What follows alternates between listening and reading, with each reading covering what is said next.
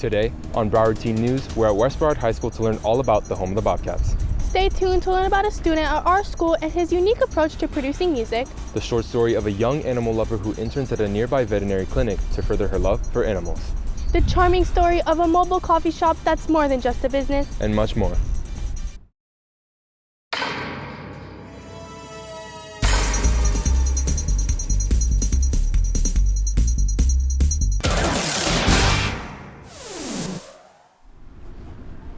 Hello and welcome to Broward Teen News, West Broward High School edition. I'm Daniel Soto. And I'm Ava Napola. Today we're going to look inside our school and community to showcase some of the amazing things happening here in the storm. Like our first story, we're in a world where technology and creativity intertwine. This one young man is using it to his advantage and bringing his passion for music to life through music production. What's interesting about him is that he doesn't know much about music theory, but he knows feelings and uses that to experiment with his creativity. Somebody help me now.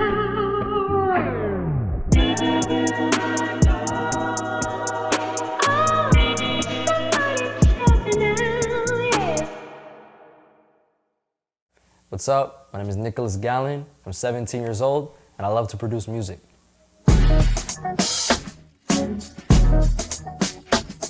So when it comes to music, I grew up listening to a lot of different genres. Sometimes I listen to house, sometimes I listen to reggaeton, sometimes I listen to rap.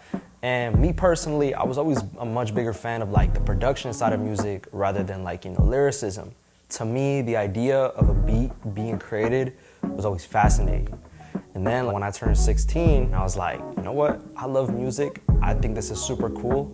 Let me give it a shot. Yeah, that's the one right there. It was hard at first. I remember when I first got the app, I had no idea how to use it, and I would go on there, try to make something, but it would sound so bad that I would be discouraged to make anything else. Failure was very common multiple times, but it was the failure to change that really was the problem. I told myself, like, if I want to get better, I need to be working every day, I need to be going every day. Even if I make something that doesn't sound good, I can't let that stop me from pushing myself to make something great.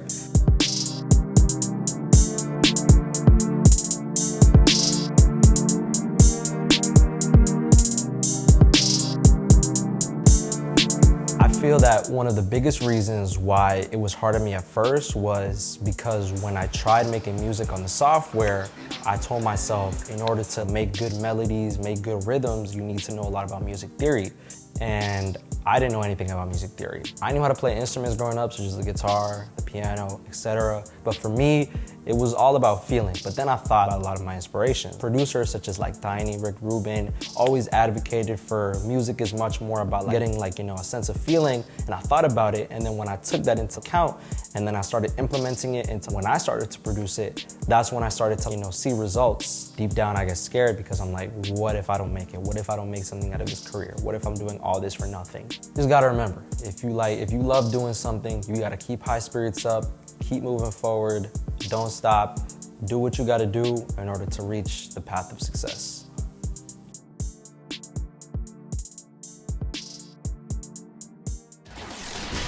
In the face of adversity, many people let it overcome them from achieving their dreams. But Fernando Vargas says otherwise. He follows his dreams and lets his endless passion for painting prove that in life, limits don't exist. Here's Fernando with his inspiring story.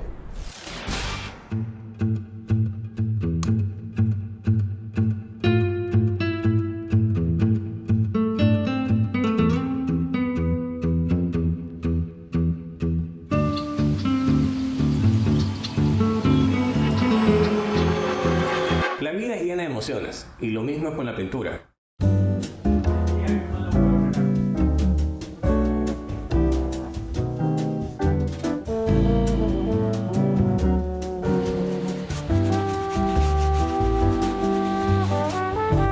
Yo crecí en una familia de artistas, entonces el amor al arte comenzó desde pequeño. En las reuniones familiares, cuando veía a mis tíos, ahí me voy pintando, mis tíos cantando o hablando de las poesías que hacían. Entonces ese fue un amor que fue creciendo desde siempre y cultivarlo de toda la vida. Utilizar un objeto que prácticamente tú dices que ya no sirve para nada, pero darle una segunda vida. Utilizar eso para crear arte.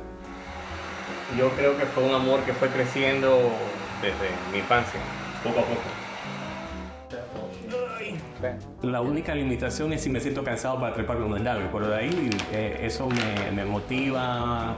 Cada vez que estoy creando algo me siento alegre, animado, así que no le he visto una limitación. Puede ser que ese día me haya levantado enojado, así sea pintando, sea diseñando, sea cualquiera de las cosas que me gusta hacer, ya se disipa y más bien se va a concentrarme en lo que estoy trabajando. Algún momento me gustaría estar digitalmente y mi cabeza o mis pensamientos todo esté en una forma digital, que yo pueda seguir explorando y creando cosas. O sea, es algo loco. No por el hecho de querer ser inmortal, eso no. O sea.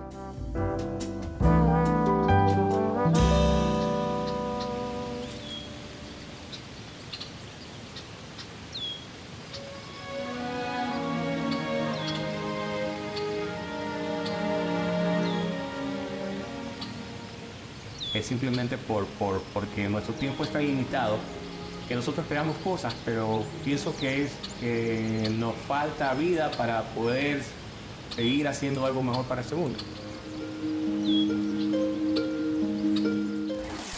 Next up, we'll see the story of how one woman brought out the Christmas spirit last year by shining the neighborhood with their dazzling Christmas decorations.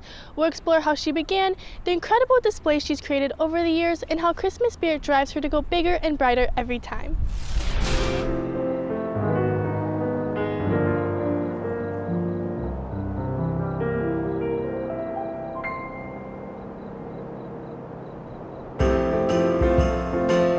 I would say about a year and a half into COVID, our front neighbors happened to have been decorating the house. And we got really silly one day. So last year, we just started buying all sorts of decorations and whatnot. It's the Holiday Festival of Lights lighting contest for the city of Southwest Ranches. We did participate the first couple of years because we really didn't know about it. It seemed to be that more people were decorating. But I think in 2020, COVID really froze the spirit for a while there. I love to decorate my house. I do it differently every single year. What? You can be a kid no matter how old you are. That's the real reason. And again, second place, this was this year. Now the house not only gets a bowl for the inside, but you also get the stake sign that states how you placed. You get a lot of traffic. They take videos, they take pictures. You know, then you get that little kid in you. If you're driving, you just that little kid in you saying, wow, I wish I did that to my house. There's nothing happier than a child coming to our house and they're like in awe because they don't know what to do. It's like everything is twinkling. And that's the best feeling in the world.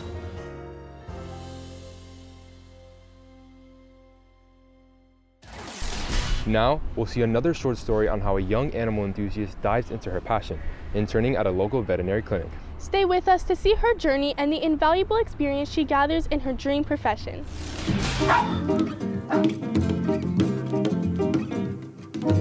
My name is Cairell Yanez. I'm a high school student and aspiring veterinarian. I think having, a dog growing up, it gives you this compassion for them and it makes you care deeply a lot about them. So when I heard about the internship that my school was offering at a vet clinic, I thought it was a good opportunity to have some experience at a vet clinic. I already had prior experience, but this time it would be different because I'm getting paid. One of my coworkers, Valentina, she taught me a lot about what it means to be a vet assistant. She taught me how to run machines, answer calls. I had to do all the receptionist work too.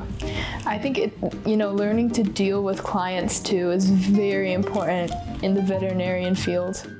Being a veterinarian really isn't for everyone, even if you do love puppies and kitties, because there are a lot of hard times where you have to deal with losing an animal and you can't really be so attached to an animal. It's not always easy, but practice always makes you better. That's why I thought this experience would be amazing. I'm very thankful for this experience. Come Coming up, we'll see the story of one young man who uses the sport of discus throwing to fuel the drive for his ambitions and healthy lifestyle, transforming his passion into a journey of self-improvement, resilience, and inspiration as he navigates the challenges of competitive athletics while balancing his personal life and pursuits. Hello, my name is Cairell, and I'm a discus thrower and student at West Broward High School. I really got into discus because my dad was doing it and he was an all-day and all-state champion, so I want to be the same. What I have planned for this sport is potentially getting a scholarship, and I also want to be the state champion. So that's what I got in mind for this. Biggest struggles, it's got to be the strict training regimens that I have to do, especially during the summer right now. It's mostly lifting, and then you practice so you don't lose what you've had the last season. But the strength training is extremely rigorous. I think some of my biggest accomplishments has to be qualifying in districts, because I was the only student from West Broward to even go to regionals, and I did that by throwing 108 feet, and I went on to regionals to PR again, throwing 109 plus a little more.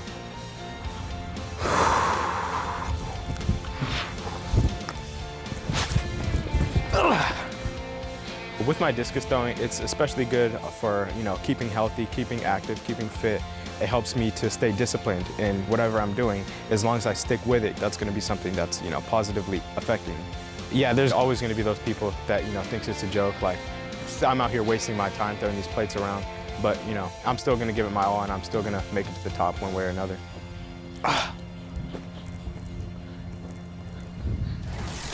Our community spirit of giving and support extends far beyond local boundaries, reaching out to those in need across the globe.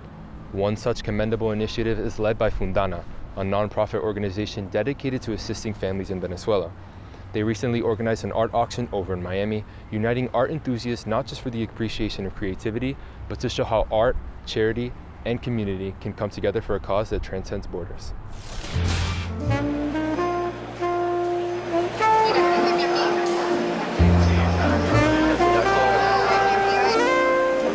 Fundana es una organización sin fines de lucro que nace hace 33 años en Venezuela, donde atendemos niños desde recién nacidos hasta 6 años que han sido víctimas de abandono, maltrato, abuso o negligencia.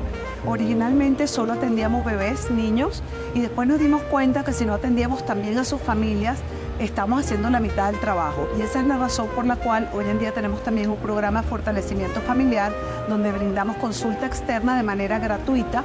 Y también nos dimos cuenta que si solo atendíamos esas dos partes, nos faltaba otra, que eran las comunidades más vulnerables.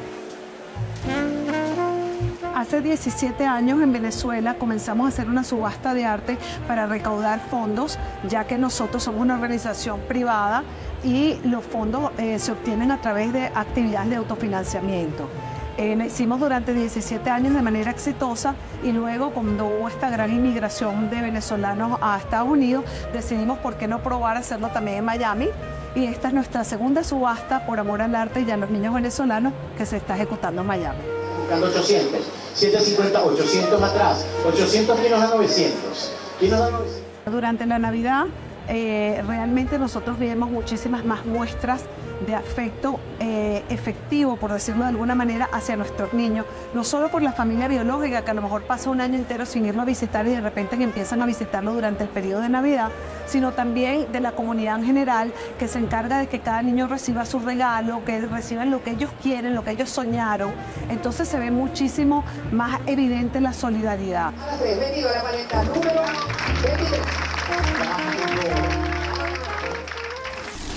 Join us as we dive into the charming story of Hot Coffee Co., a mobile coffee shop that's more than just a business. It's a community hub on wheels, bringing together and creating coffee lovers from all walks of life.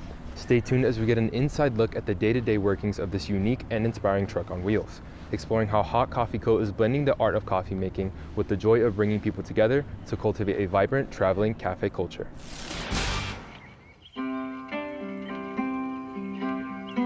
So originally, I'm Palestinian, ethically, and I moved here from California about 5 years ago, a little bit before the pandemic.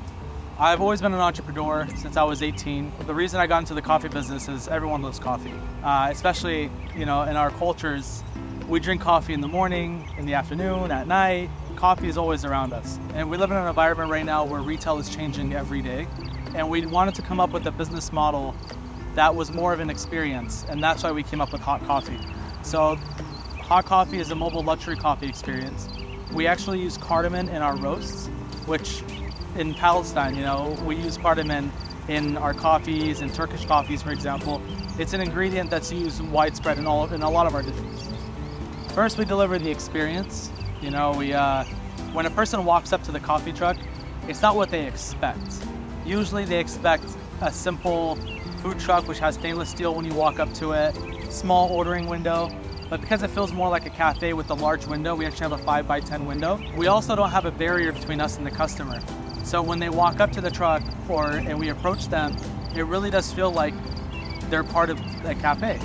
And we smile, we ask them how their day is. A lot of times if they look like they're having a bad day, we try to give them a free drink just to give them a better day.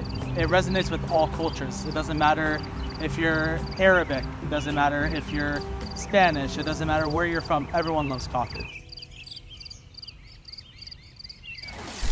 Here at BTN, we have the pleasure of working with other schools in the area to find out what's going on here in South Florida. Here's a story from the New World School of Arts about a group of local artists at the Grove Makers Market. The holidays are a time for giving, and what better way to give back to the ones we love than by supporting local artists and buying unique gifts here at the Grove Makers Market.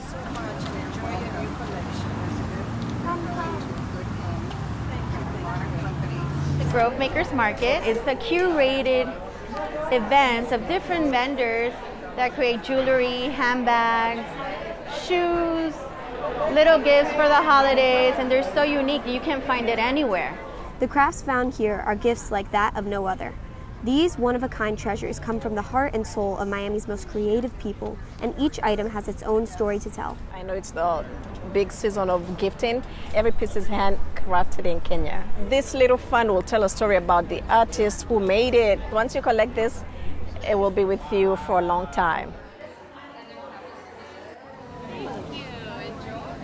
The timing is ideal for holiday shopping because it's just before Thanksgiving and Christmas, and it gets people into the holiday spirit.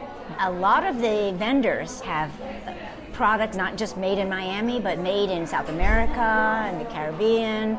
It's a way to showcase their different cultures. I hope that we will be doing this for many years. Gift giving doesn't just have to be material.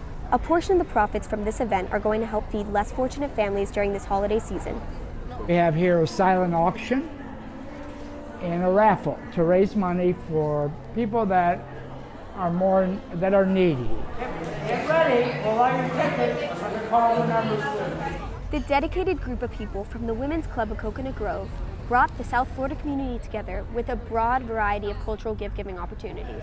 Because we're near the holidays, people start shopping now, and what a great moment to bring everybody together for a great cause and shop unique items for their families, their loved ones, and do all your shopping in one place. Bringing the joy of the holidays back home is as simple as finding a local handcrafted piece. The Grove Makers Market is a gem for those making the holidays a little extra special this year. Oh, thank you. I'm Jerry Rose Kirsten, and this is NWTV. Also, from our friends over at Somerset Academy South Homestead, we'll take a look into Dickson Smokehouse, a local food truck that blesses the community with authentic barbecue foods. Dickson Smokehouse is a well-known business in South Homestead, but to run a business of good quality, he has to give it 100%. 100%. I'm all about the quality, and I'm there to make sure it's right. The other thing is, a food truck, you have to be dedicated to it. Just as any business, as an owner, you have to take ownership of it. You just can't let people do it the way they want. You have to have certain standards, and you have to adhere to them. People come to businesses because of quality and price value. And those are things that are really important in the business. And I'm going to give a quality product, and you're going to be full when you walk away. He brings hot food selections such as ribs, barbecue sandwiches, chicken, burgers, dogs, and it gives our fans another option to enjoy the game. But what's a business without its employees? You know, you're only good as your staff. I mean, I got a great staff. I got 2 people in the truck right now. I'm standing here doing an interview. I'm not worried about the truck. I know it's gonna be great. They're gonna serve the product the way I expect it and the way they want it because they have pride in what they're doing. Many companies choose to hire staff through more traditional outlets, but Mr. Dickson has a unique approach when it comes to hiring his staff. Being a teacher in Miami-Dade Public Schools, I get to handpick students, and then as soon as they graduate, I can bring them on board and train them and get them the way they want. They're going to college and they can make some good money. I do community events. I support them. Part of marketing is to be part of your community. People need to go out and know who you are. They recognize that logo in Homestead.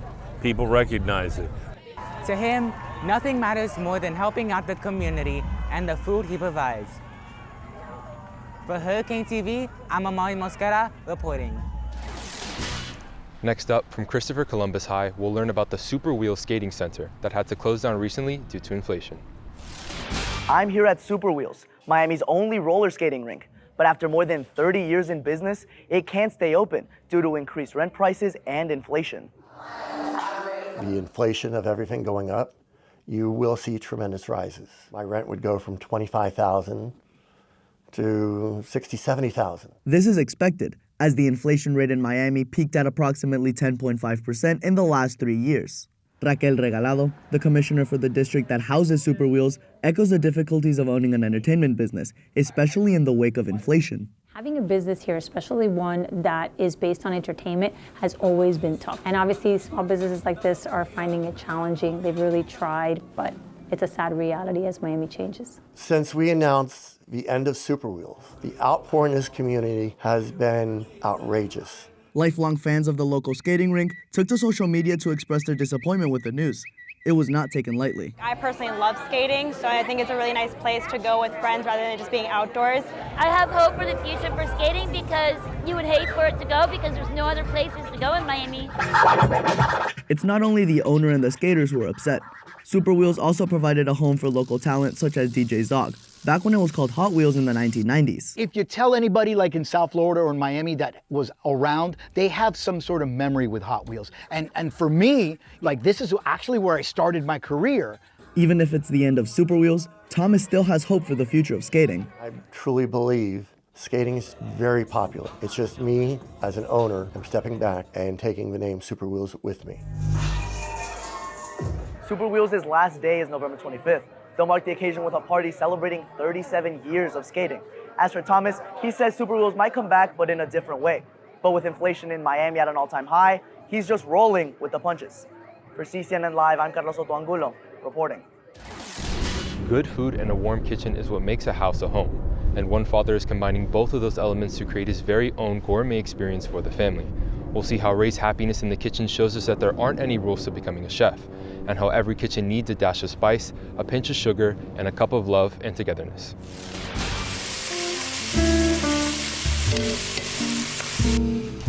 My name is Ray, and I love to cook. I've been cooking for many years for my family, and tonight I'm going to cook shakshuka. Shakshuka is a Maghreb dish that I recently learned about. It's from northwestern Africa, the Morocco area. Occasionally someone will remark that my cooking is way more seasoned than the traditional white boy kitchen might produce, but all I have to say to that is there's a lot more life than salt and pepper. Oh, that fragrance, holy moly. Cooking has become an important hobby for me because it helps me relax at the end of the day. I know some people see it as a stressful thing. They just want to get their 30-minute meal in to feed their family and move on with the rest of their lives.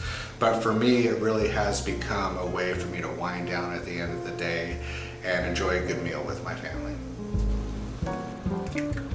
If you're interested in cooking, do it. Have fun, don't be afraid. Especially don't be afraid to fail, because those failures are what teach you the most. And cooking is a lifelong skill. Man, that is an explosion of flavor and texture. Last year, during the month of November, we came across this truly special event, National Adoption Day. In spirit of the meaningful day, let's turn our attention to Happi Farms, a remarkable non-profit farm deeply embedded in the fabric of our community that stands out for its unique mission of giving back in the most affectionate way by offering guests an opportunity to adopt animals.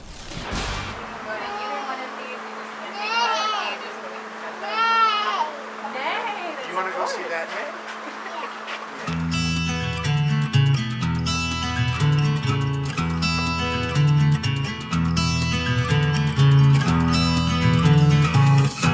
Happi Farm started in 2011. We started with just a couple horses. Marie, which is the founder and owner of Happi Farms, loves horses. And so once she had a couple horses, it just grew from there. We have goats now, we have pigs, we have chickens, rabbits, and gerbils. We aren't necessarily a rescue. We're a nonprofit organization. What we do have is tons of rabbits and guinea pigs. So we like to let the community know that we do have them for adoption, and we want the community to be educated. So when they come to the farm, we want them to be educated on all of the animals, what it means to have an animal, and the fact that you're taking home a living, breathing animal. It's a life, so you want to take good care. And Marie just wants them to go to a good home. Here at Happi Farms, we try our best to show our animals how much we do care for them. But as a family, you have more interaction with these animals. So here we feed them, we care for them, but at home I'm sure that there's children and families that give them more love, more than we can offer here. We want to teach our community that there's more than just having an animal in the home. It's loving them, caring for them, feeding them, and giving them all the love that they can. Well, that wraps it up here from West Broward. Once again for Broward Teen News, I'm Daniel Soto. And I'm Ava Napola. If you want to see stories like these and more, make sure you visit our Broward Teen News Facebook page. See you next time.